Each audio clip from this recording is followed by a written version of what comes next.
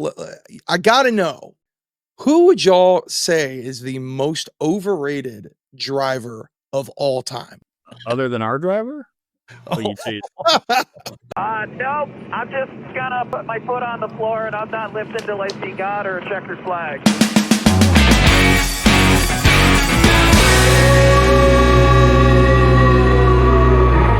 All right, welcome to Racing with KLAS, a jam-packed episode.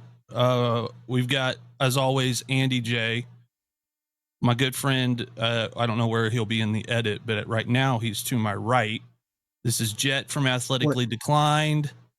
And down at the bottom, the man, the myth, the legend, and our boss, the man Kevin, in the house.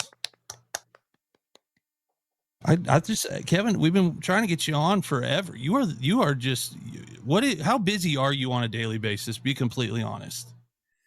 up until recently too busy. But we've had a lot of help from our other business, so it has freed me up tremendously. So, which is a good thing.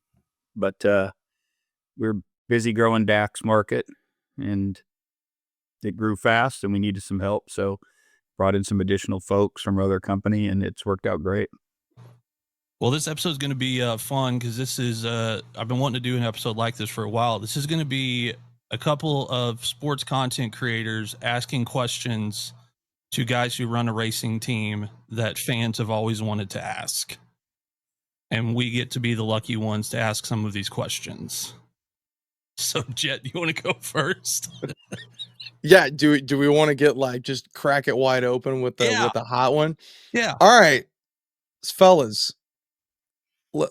I gotta know, because in every sport we refer to it as the respectfully biased opinion over at AD. Who would y'all say is the most overrated driver of all time? Other than our driver? Oh, you'd say Shots. I'm just kidding. Oh my God, you really. I would say that I haven't heard good opinions about me, so I'd be wrong if we really start going the wrong way there. No, I was joking, big time. No, I know. Yeah, oh boy, Yeah, I'm trying to think. I've tried pretty hard to put this my isn't live, finger is on it? this one too, This Kevin. isn't live, is it? Oh yeah, No. Okay. no, not live, but Yeah, I would say there are a lot of overrated drivers these days because of the state of NASCAR. But that's an honest answer. There are a lot of, well, I'm not gonna say overrated, and I'm not gonna say that they're what's the right word? They're bad people. That's not even the right word. That they think they're of themselves being overrated. They're overhyped, and they're over their head. That would be the best way I could say. I don't know that the fans are overrating them. I just think that there are a lot of drivers that are overhyped and over their head because they're overfunded by someone, and that has, to me, created an issue within NASCAR right now.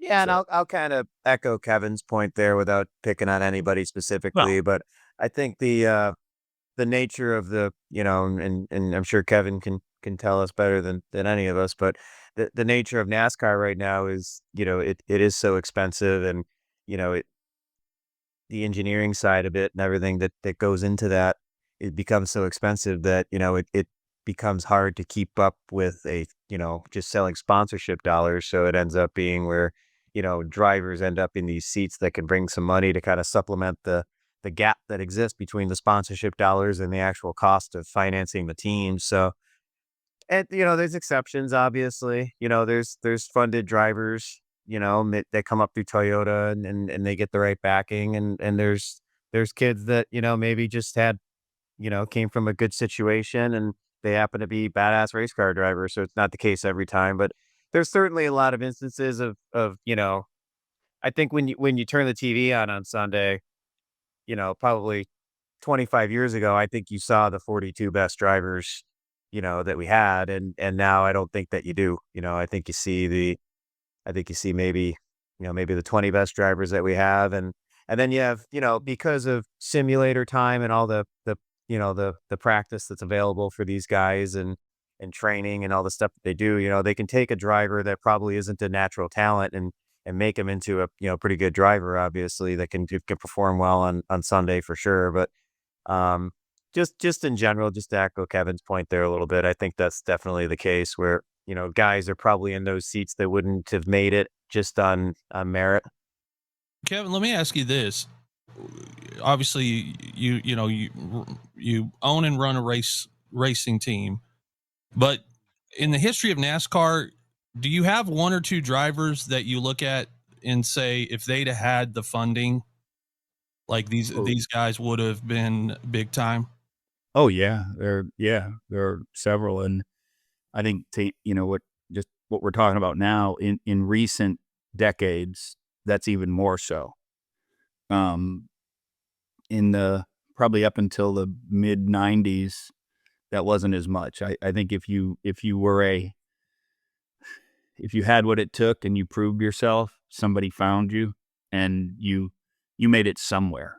You know, I could name a bunch of great drivers that got to that level, and I think to me that '90s period was NASCAR's peak, and then it slowly has changed for whatever reasons. But yeah, there are plenty of drivers. I mean, even today, I mean, Andy, you see him at tracks. You can look at it when you just look at a track and you look at some of the records and you say to yourself, how can this 6-time champion not be at a different level? Now they may choose not to go. They may be happy where they are, and that's a whole different thing. But I think the answer typically when you look at that is it has something to do with circumstance, whether that be funding, backing, the right sponsor, whatever it is. Just but I think there are quite a few, and I'm sure some choose not to. I mean, you go back to, Andy's one of our all-time modified legends, Richie Evans. I think he just flat out chose not to, go to the next I think level. he was doing better with the modifieds. I think back then it was more of an even, especially money wise. I think the money he was making in the modifieds is probably similar to what he could do in Grand National. So that's true. it didn't make a lot of sense, and it was all in his backyard. So definitely a bygone era there for sure. And obviously the Grand National NASCAR side kind of exploded, and probably after like the '79 season and into the '80s, and then by the '90s it was oh my God, it was the place to be, where the modifieds sort of after '84, when they became not a full season tour, where they're just a NASCAR tour, and kind of, I don't say decline. I mean, I think the competition was as strong as ever, probably in the '90s for sure, but just the attention that it was getting, and certainly the purses stayed, stagnant or dropped, where, the cup guys were racing for, more and more money as time went on. So, but, just back to your point, is I go back and forth between both worlds, right? I ran home and ran a short track race this weekend, and I love racing my modifieds and the midgets on the available weekends. And, I race against great drivers, and to Kevin's point, maybe they chose to be there. There's a lot of guys I race with that, they got families, and they just kind of do it as a hobby, and, they bring their kids to the track, and then they go to work on Monday. I was very blessed and lucky to, find a situation where I was able to go live this NASCAR dream, but certainly, lifestyle, not married and no kids and all that. It left me in a better situation to go travel and to do the things it took to be a NASCAR driver. Cause it does take, that level of commitment where, maybe a family guy doesn't really have the ability to go do that, but still loves to race. But you know, they're still badass race car drivers, like I race against Matt Hirschman. I mean, he probably, whoop up on half these guys in the right situation, but, just the way everything goes, and he's got a family now and all that, and he's doing his modified thing. So, um, and it just kind of goes back to what you say, like, it's probably still not the best 42 drivers racing on Sunday. It's a lot of circumstances, and knowing the right people, and what you can bring to the table, and just, making good decisions too. So I gotta ask something you said, Andy, that's pretty fascinating that I've seen kind of become this new thing. Would you say that there's maybe a trend of the introduction and say the rise in popularity in, like, we'll call it esports and this sim racing tool, which has been something that has grown over the course of just motorsports, I think, in general. And what I think could potentially maybe put a situation, for lack of better terms, like a an incubator of breeding NASCAR drivers or just motorsports drivers that aren't having to really cut their teeth and have those hard lessons with the risks that, guys like yourself grew up in having to do because of that's just how it's always been done and it wasn't available. So I think it's talked about more now. When I was younger, I had semi-realistic video games, pretty realistic video games that I played when I was little, and they put me in a four-cylinder race car against 116 cars at age 14. I'd never driven a car before in my life. I finished sixth the first night out, second the second night out, and I won the third race. I was 14 or 15, and I'd never driven a car before. And it was, I know it was because I sat back there and played those video games. And now it's like, I work with TJ Majors, and it's like the study session of like, okay, you got to do this, you got to do that. And,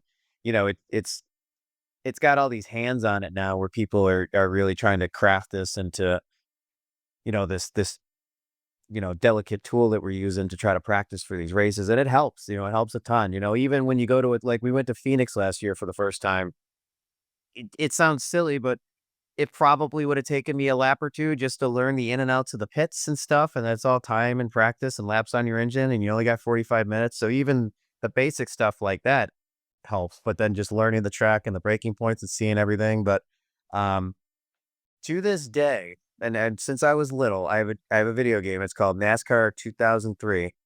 It's what iRacing's based off of. And I created this scenario. Like if I'm going to like an indoor race or whatever, if I'm leaving the house for a race, and this is long before iRacing was popular, but this track, it's in Salem, Indiana. And it's a track where you got to run the top and you got to be very loose. And if I'm going to a big race, just to work on my reflexes, this is my practice. I was in my practice. I go to Salem. I start 25th in a 25 lap race, and you have to pass on the top, and you have to slide that thing in. You got to scrape the wall every time. You got to be perfect for 50 corners. And I don't get up until I win. So you got to pass one car a lap. So I go and I'll crash. When I crash, I restart. I go again. If I finish second, I restart. I don't get up until I win. And then I know I'm ready for my race. But that helps with your reflexes, all of it. And I think, they've turned it into something now when they scan these tracks, like, the walls have all the right bends. Like when I'm running against the wall at Kansas, I sat and did 250 laps in the simulator with TJ, learning how to run that wall at Kansas, because you got to learn where that wall dips, where it dips out. There's so many little details that they've refined, but I think practice on the simulator has always been a thing, and it Okay. gets a lot more credit than it used to, for sure. That's wild.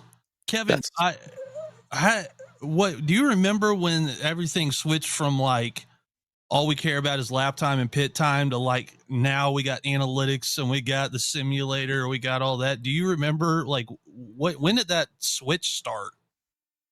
Yeah, for racing, it was to me. I mean, it was. I think it was gradual and over time. Each year, it would be a little something. For years, NASCAR, right, Andy? They wouldn't allow certain electronics and digital items in the cars, and it just slowly started to change. I think they've done a good job. I want to say that. I think that they've kept it as close as they can to make it's probably the in auto racing, the crew still matters so much in NASCAR.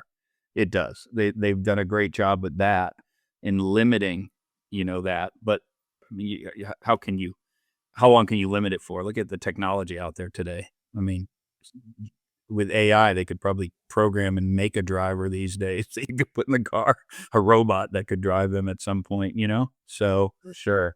crazy. But Yeah, no, I agree with all that. And I think when he talks about a transition, I think that over time the cars have become more dependable.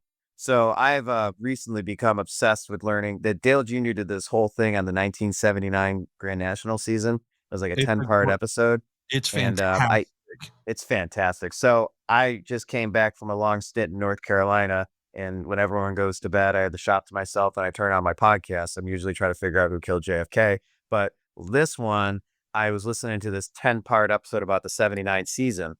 And what you really hear is just these guys would be racing fast and they'd fall out of these races. The cars would break.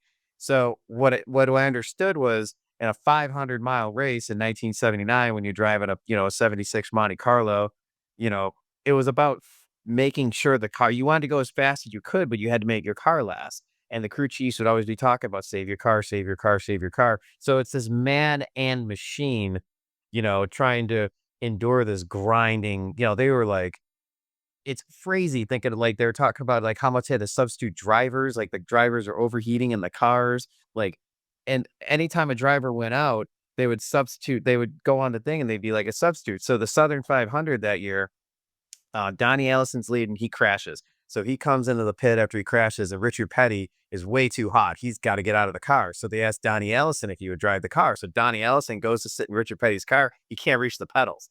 So Neil Bonnet crashes out. They're like, Neil, get in the car. So Donnie Allison gets out. And as soon as he gets out, he's like, all right, I'm done. And then he gets the call, Bobby Allison needs a driver because he hit the wall and his crush panels are leaking into the car. So Donnie gets in that car.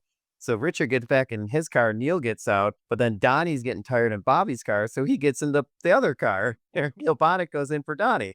But you just listen to this like grind that these races must have been, right? So I think back then, it was about racing the track, it was about racing the car, it was about keeping yourself, you know, in the game the whole time. Where now these cars are so durable, they're so dependable. Like you got to go balls to the wall every single lap. And that's where all these strategies come from. That's where, working his time in the simulator comes from. And like TJ was coaching me this week, he's like, I'm running the wall at Kansas, right? And he's like, you got to go in and you got to be on the wall and you got to turn in with the wall and let the air turn you. Because if you go in a little too low and you drift up and you go like this, it's half a tenth slower. And those little half a tenths on a 50-lap run, they add up, they add up, and they add up. And I'm like, this is what they're talking about in these meetings. Cause this is, he's coming right out of an RFK meeting, right? So it's, this is what they're talking about. This is what they're teaching versus like 1979. It was like, all right, like, let's just hope the motor doesn't blow up the first 400 laps and then we'll see what we got, So I think that's sort of the transition over time is really the durability of the cars, the comfort of the drivers, and probably honestly, the athletic ability of the drivers too is a lot better than it used to be, even in a lot of ways, just because it has to be. I saw a video on YouTube. I can't remember who the driver is. You guys will probably know.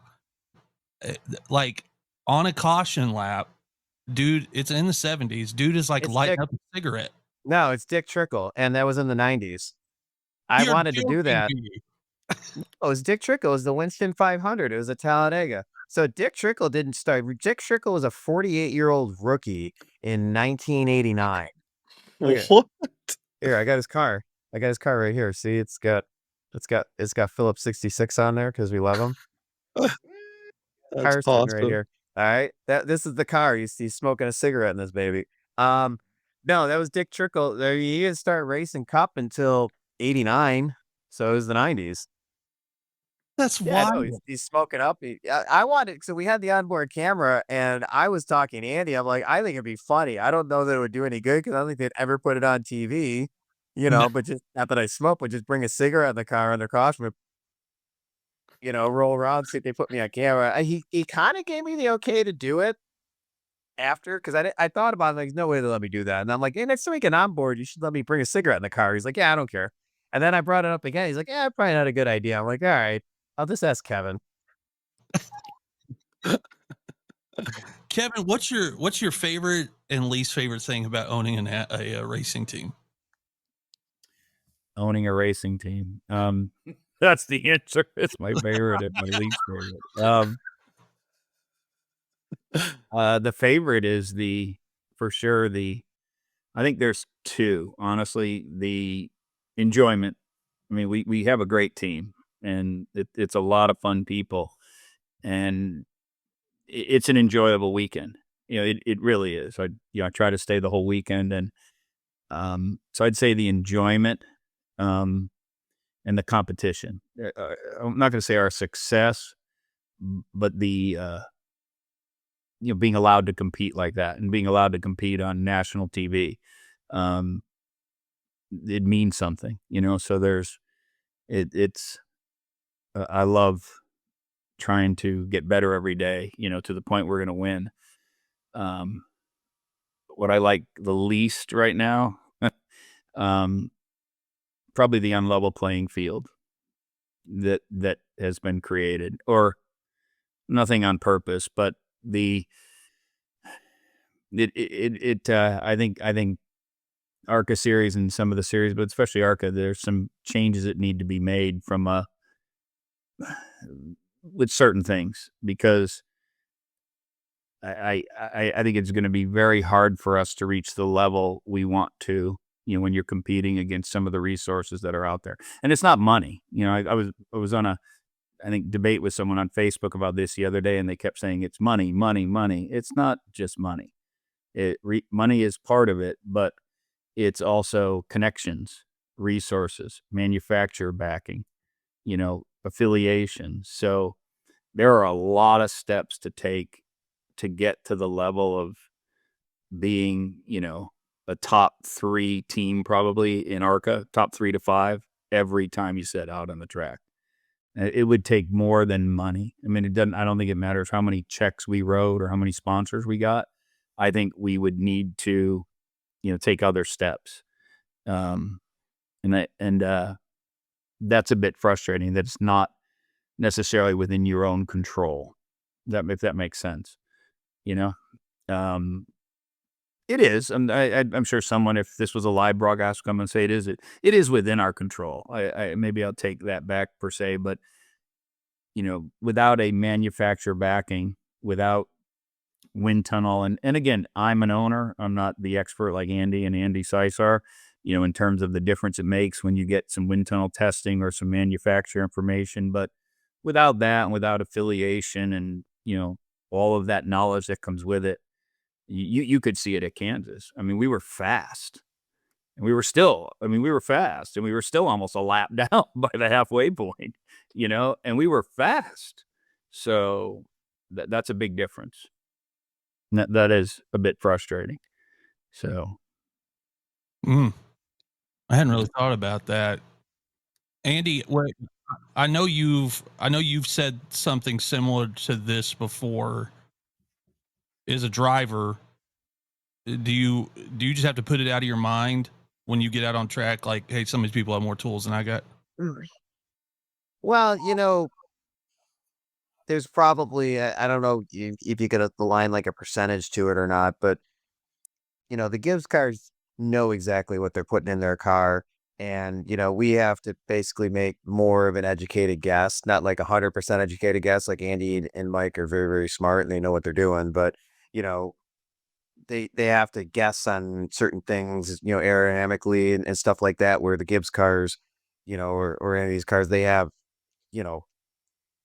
30 years of, 3 to 6 cars between the Xfinity and the Cup Series going to the track, and kind of know what works and what doesn't work. And you just race it against a pretty deep notebook where, we're still searching a little bit sometimes. So there's weeks where maybe we get a little bit closer, and then, there's weeks where maybe we try something and it doesn't really work out. Maybe we go the wrong way a little bit. And,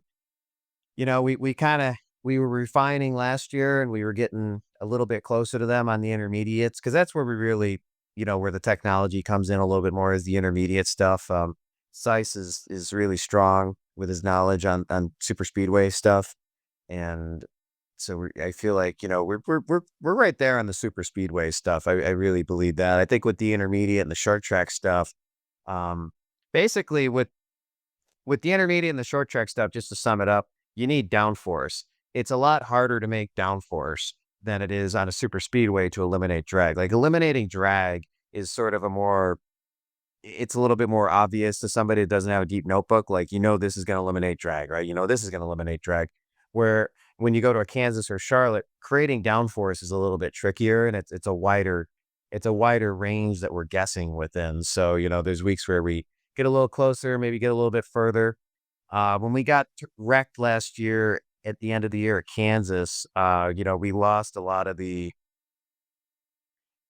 just kind of our placement on where we were, with some body stuff. And, it's kind of, we refined that car to a point where we were pretty competitive with it on the intermediates, and then putting it back together now, you're kind of starting over a little bit in certain ways. Just some of it's stuff that maybe we don't even 100% understand why it works. That car just goes fast, and there's some aerodynamic, you know, little tiny details to it, and we're not in the wind tunnel to understand every little detail, but we know what works and what doesn't work. And sometimes, even though you know what it is, it's hard to replicate and make it work the same way that it did before. So you kind of starting over a little bit because the car changes a little bit every time something like that happens. But um with the Gibbs cars though, like they know exactly where to put all this stuff, and they just have a deep notebook. And um, you know, it's good to have cars like that because it keeps the series competitive and it keeps things tough. But it gives us a carrot to chase for sure.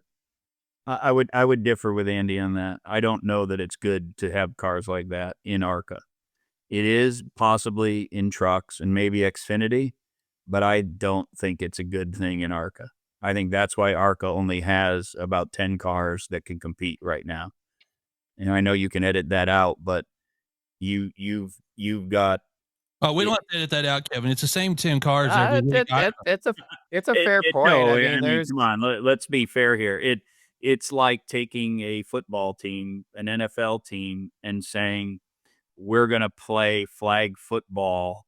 It doesn't matter the players you have. When you have all of the knowledge, like he described, when we got put into the wall, it set us back.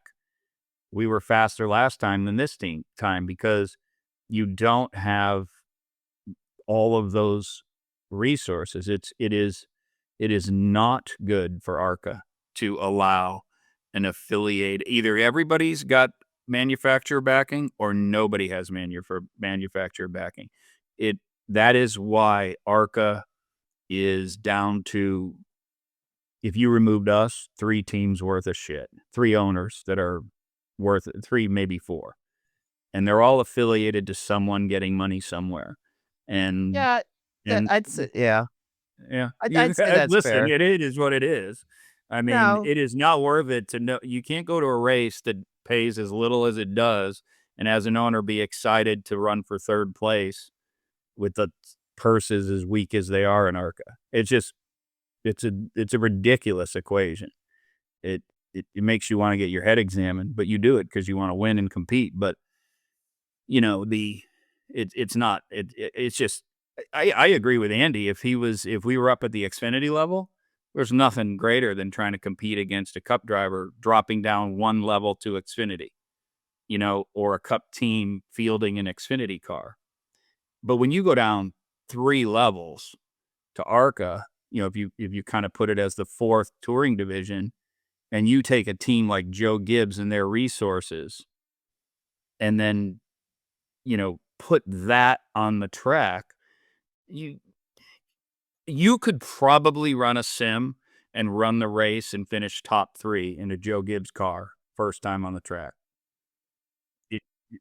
Any one of us right now, if we were at all competent drivers, could go in a sim, sit in the Joe Gibbs car, and finish top 5 in maybe a couple of races tops. You'd need to get to top 5. If you don't win in that 18 car, you need to stop racing. Like the first time you finish 2nd or 3rd, just get out, go home, wash some dishes, because it's, I mean, you Jet, we're probably picking on the ask you to Gibbs edit a car. lot of this out. I'm sorry, but it's true. I mean, Jet, I no, told but No, it's funny though because how do you compete against that? we're picking on the Gibbs car, and realistically, the Oh, I'm not PRG picking car is on. the one kicking our ass. No, Don't no, no, make but it clear. The the organization is a PRG great car is kind of the one organization. kicking our ass, really. Huh?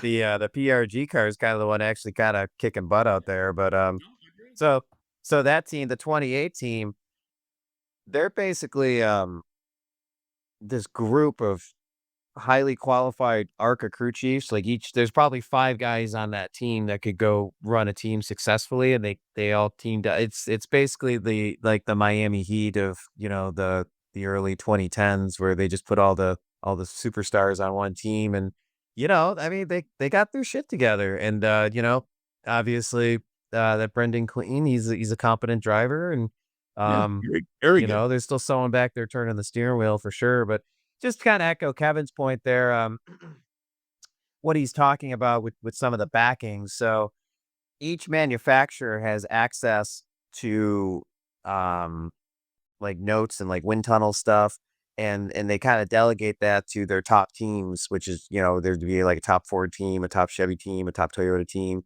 and obviously we're not in any of those categories, so we're racing against guys that are getting a little bit extra help, with just for being the top manufacturer.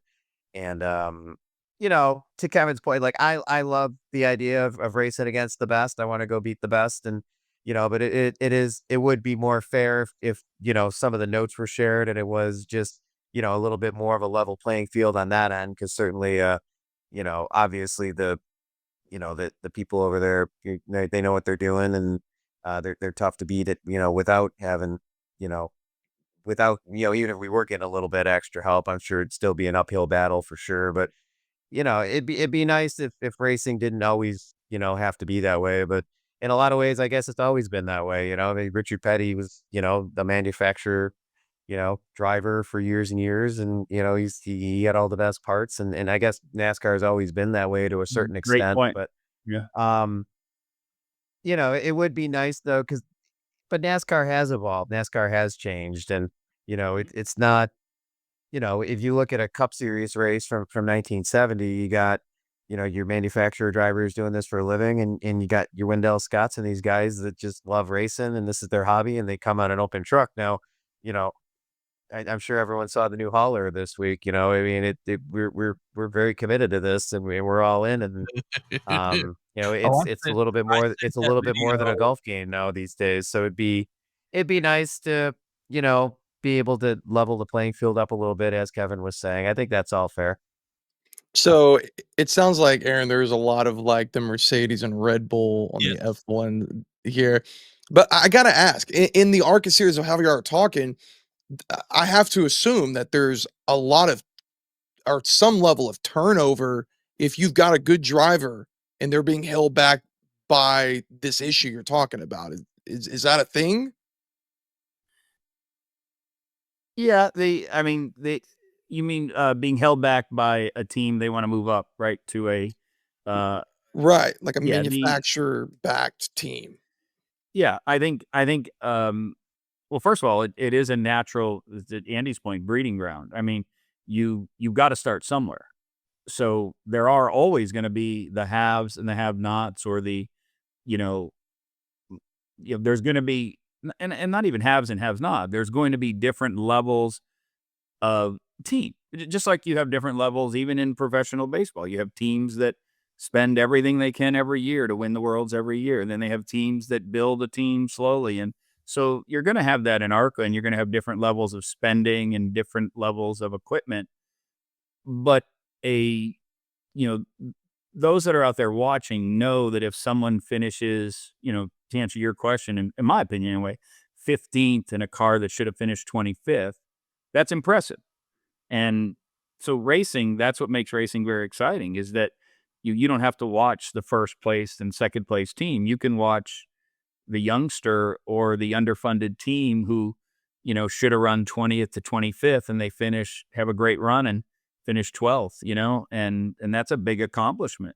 And you can't say that in many sports. So all that good stuff is still there. And I do want to say this is I'm learning. I was part of a modified team in the 90s. I had nothing to do with NASCAR except being a fan until, I got a phone call and started work with Andy 4 years ago, and it's only been 3 years as a team owner. So I'm learning some of this stuff as we go. And, I always joke with Andy and say, geez, I wish I knew that before I started this, because you build something and you put good people in place, and the good people we have, great driver, great partner with Andy Seiss who can set up the car, great team that Andy's brought and that both Andys have brought. You have that, and it's showing on the track. The investment and the level of success that we have. And it's extremely enjoyable. But when you are a personality, when you want to win and you see what you're up against, that's where you hear my level of frustration. Have I given up? No, we'll figure out a way. I just have to we have to learn the system. We're a new team, I'm sure there's a way to, get help from affiliates and, or become an affiliate of someone. That's what people do, I'm sure there's ways to get in with the manufacturer. It's just, it's a big mountain to climb when you see that. And, coming off of Kansas, you do all that work and you get excited and go, "Ooh, we're close." And then, you're 3/4 of the lap behind by lap 30 going, "Holy crap." You realize what you're up against, and it can feel unfair. Not unfair, but, unbalanced. I wish at that level there were a little more restrictions, because I think ARCA would pick up more teams like us willing to invest,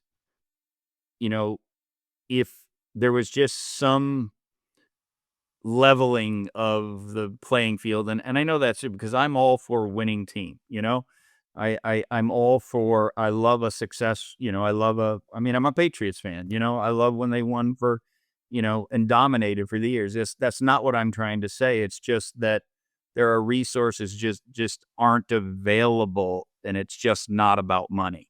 And I think that puts an imbalance, to it. I don't know the answer, and I don't even know if there is one. To Andy's point, yeah, if we ever go out there, and someday we will, and beat the 18 or the 28, which are great teams and great drivers, straight up, and beat them, that's going to be unbelievable for us. So, yes, but, just have my opinion as far as resources that should be allowed at that level. Well, we're gonna have to do a part 2 to this for sure. But I will say, all that being said, if it wasn't for an ill-timed caution, this team right here would be sitting on a win at Talladega. That's my personal opinion on it. As the guy that was literally, I told Andy, almost in tears. I'm driving back from Houston, watching the race on my phone, both my wife and I screaming at the top of our lungs. And I thought, this is it. And and then I'm like, the damn caution came out, and I thought, you have got to be kidding me. Like, everything. So, And I can't tell you how many people talked to me after the race and said they were crying while I was leading. So, yeah. I'm telling you, I tears welling up in the corner of my eye, and I thought, this is, I've been working with this team for like a few months, and here I am thinking, this is it. I love all these guys, and this team is amazing, and this is going to happen. And you were really fast at Kansas. I know not the result, but Short run for sure. Yeah, I mean, we had excellent short run speed. Definitely, couldn't keep it on the long runs there. The second run, I managed my tires very well. So the first run, I just burned the tires right off of it trying to go, and the second run, we managed the tires working with TJ and Mike and Andy made really good adjustments there on the pit stop. And I felt like I was kind of running like the old Darlington line, just easy in, floating in and out, floating in and out. I ran just hard enough to keep the 6, and I think it was the 25 up in front of one of the Venturini cars, and I kept them within striking distance. And around 20 to go, I got going, and I moved down, and I as soon as I moved to the bottom, I could see I was catching them like 3-4 car lengths corner, and I kind of had a plan, and then we were kind of negotiating some lap traffic, and I was going to get ready to go after them, and then the caution come out. So I think if that didn't happen, we'd have been fourth. And then went to get going there under the once the sun went down there. We had a first gear restart transmission, so it had a really high first gear. When the sun went down, it just lost a ton of traction. Surprised the heck out of me. It just spun the tires there on that last, or the third to last restart, so we had to play catch up from that. But we got back to fifth on the last lap, and it was looking like that was going to be an okay day. And then the caution come out, and we got shuffled there at the end, so we ended up sixth. So, um, you know, like I say, we definitely got a little bit of work to do to find a little bit of speed. But on days like that, it would have been nice to trudge it out for a top 5 and I think everyone goes into the shop feeling a little bit better. And, you go into Kansas, a little bit more, or go into Charlotte, a little bit more momentum for sure. So, I was a little disappointed in myself not to get that top 5 for the guys, but, those are the breaks. It's probably like I think like Iowa and Charlotte where we snagged the top 5 right at the very end, like the last lap, and I was like, yeah, we got that top 5. And I'm like, all right, we gave one back this week. Someone snagged one for me. So I guess I'm still like a 2-to-1 ratio on it, but those are I guess that's how racing goes. All right. Well, Uncle Kevin, we want to have you back because this was a lot of fun. I enjoyed chatting with you. I think the fans will too. So appreciate you taking the time today, bud. No, I appreciate you guys doing this. So thank you. All right. That's it. Racing with Kevin.